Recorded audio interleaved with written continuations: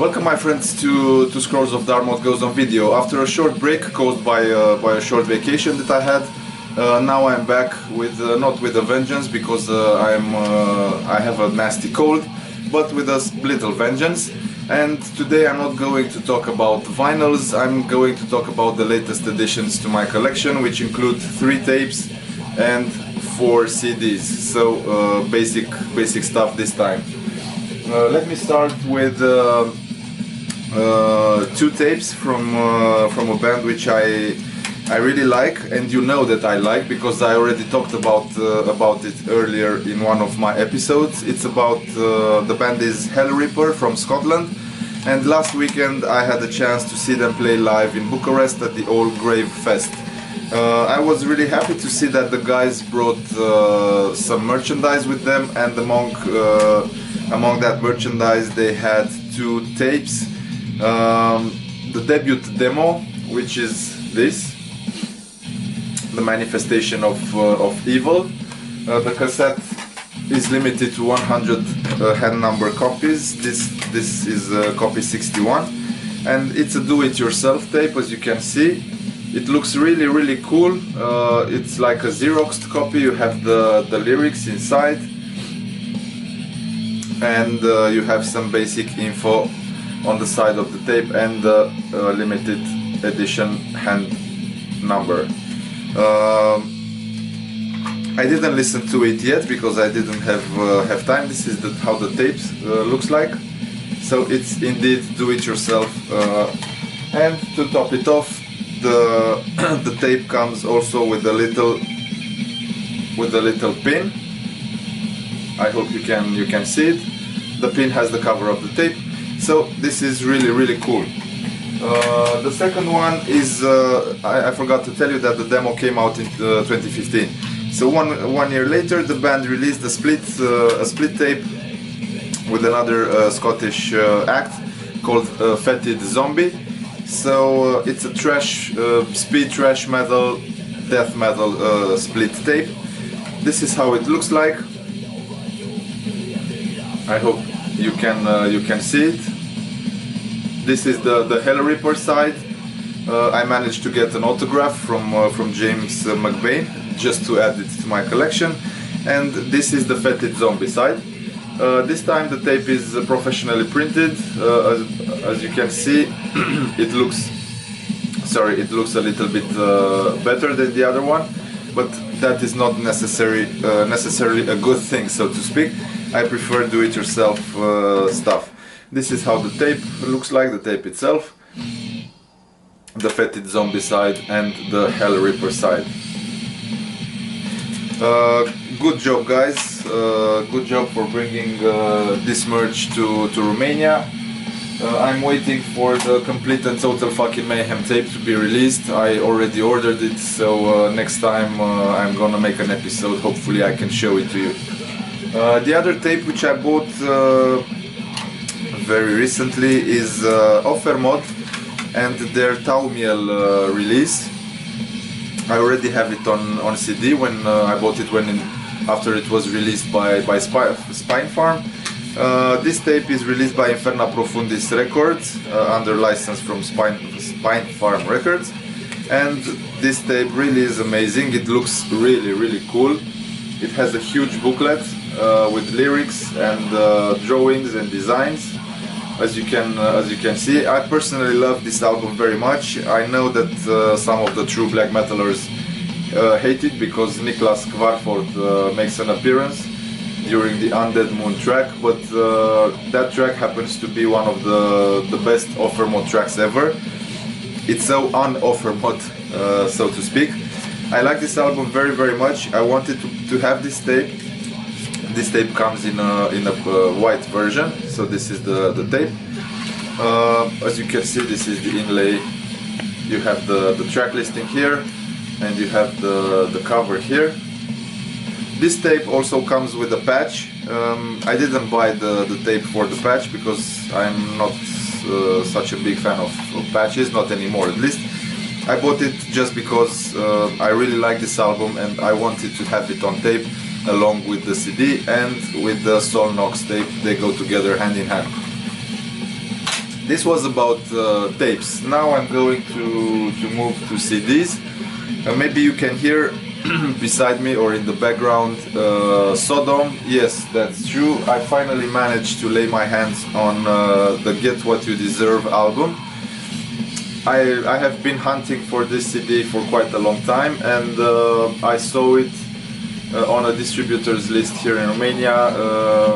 I immediately asked him to put it aside for me, and I bought it. I'm really happy to have done that, because this is an album which I really enjoy. As you can probably know, it was released in 1994, so it came just 2 years after Tapping the Vein. Chris Witchhunter was no longer a member of Sodom. He was replaced by Atomic Steif, and together with Andy Brings, the powerful German trio has delivered this little masterpiece, I can say, because it's not the Sodom that you were used to after Agent Orange. So this Sodom is a little bit back to its roots from the 80s. It's very punk oriented. It has a punkish vibe, but mixed with a little bit of black metal, like Jesus Screamer. It has some very cool blast beats. And one thing which I noticed the first time when I listened to this album is the bass. The Tom Hellripper's bass is put up front, so you can actually hear it very well if you raise the volume a little bit. I was talking about the punk influences and the punkish vibe. Most of the tracks, it has 16 tracks, only 4 of them are longer than 3 minutes. All the other 12 tracks are under 2 minutes and a little bit. So that is very punk, a very punk attitude. It has a lot of classics which Sodom really enjoyed playing in their live sets in the 90s. Jabba the Hutt, Jesus Screamer, Eat Me, Die Stürme Urzel, I don't know, Sodomized, yeah, stuff like that. So this is a very cool album. The funny thing is that it had this cover which was over the regular cover, because of course you cannot show this kind of covers, especially if you are in Germany in the 1990s. Now you can show everything because we have seen everything, but back then this was the politically correct way to sell a CD or a vinyl. Like, remember what happened to Cannibal Corpse. From my vacation I bought this CD, which was a very nostalgic move. I have to be honest and say that I never owned this album on CD. I had it only on vinyl, not the first press, but the back on black repress. I wanted to have it because it brings back a lot of nice memories, and from time to time I get back to this band, even if nowadays they are a little bit, I don't know, overrated, and from my point of view they should retire in their full glory. It's about Manowar and their Sign of the Hammer, which is a classic album released in 1984, and it has of course a lot of hymns, a lot of great tracks. All Men Play on 10, Animals, Thor, the Powerhead, of course, Guyana, what else? The Oath, the amazing The Oath, and Mountains. That, yeah, I forgot the name of the track. Mountains, that ballad-like song which transforms itself into a huge heavy metal monster. This album is very close to my heart because it was one of the albums which I really listened to a lot when I was getting into this music. So I will always cherish it, and even if Manowar today are not what they used to be, this album is very close to my heart, so I didn't want it to be missing from my collection. And now the last two items which I'm going to show you belong to the same band. Basically is the last album and their previous album. So the band comes from Sweden, and they play black metal, anti-cosmic black metal, anti-cosmic Satanism and stuff like that. This is the main topic which sorry, which is treated in their lyrics. Norse mythology and Norse devil worship in some way. The band is called Arckanum, of course, probably you have heard about them. So I finally managed to put my hands on Fenris Kindir, if I'm not mistaken. Fenris Kindir, okay. An album released 4 years ago in 2013 by a subdivision of Season of Mist. I didn't have the chance to buy this album. I was looking after it on many websites, and whenever I wanted to buy it, something else occurred, and I was buying something else instead. So now I had a chance to buy this album. I'm not sorry at all. On the contrary, I'm very happy because now I have the whole Arckanum collection complete. This is the cover. It looks really nice. The paper is very soft and a little bit special, not glossy and shiny. This is the back cover. I hope you can see Shamate there. The picture is quite dark, but yeah, he is still there under his hood.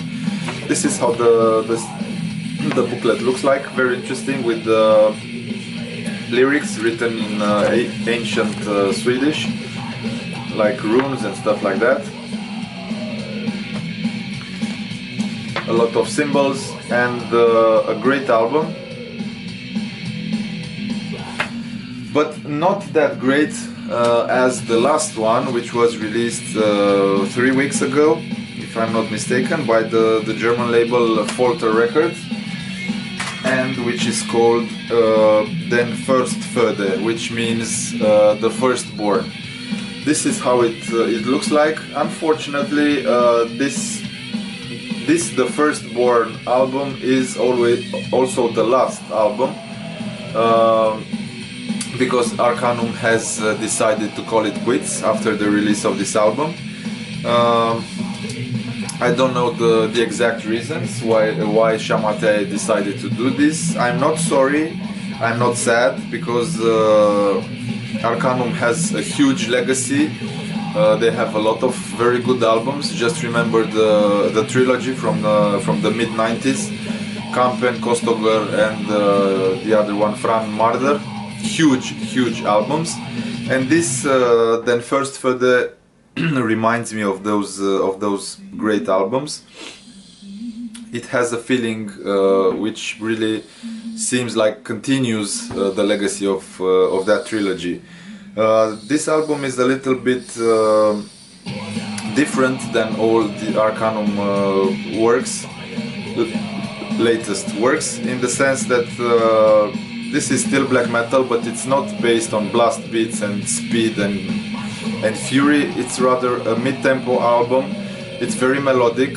Again, it features on 4 songs. It features Seth Teitan on guest guitar, and that guy delivers some amazing guitar solos.